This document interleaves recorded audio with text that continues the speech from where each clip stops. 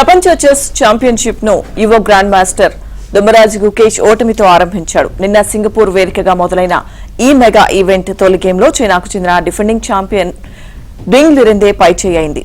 గంట 20 నిమిషాల పాటు సాగిన ఈ పోరులో లిరెన్ 42 ఎత్తుల్లో గుకేష్ ను ఓడించాడు. నల్ల పావులతో బరిలోకి దిగిన అతడి ఖాతాలో ఒక పాయింట్ దక్కింది. మొత్తం 14 గేమ్లుండే ఈ టోర్నీలో 7.5 పాయింట్లు సాధించిన ఆటగాడు ప్రపంచ ఛాంపియన్ గా నిలుస్తాడు.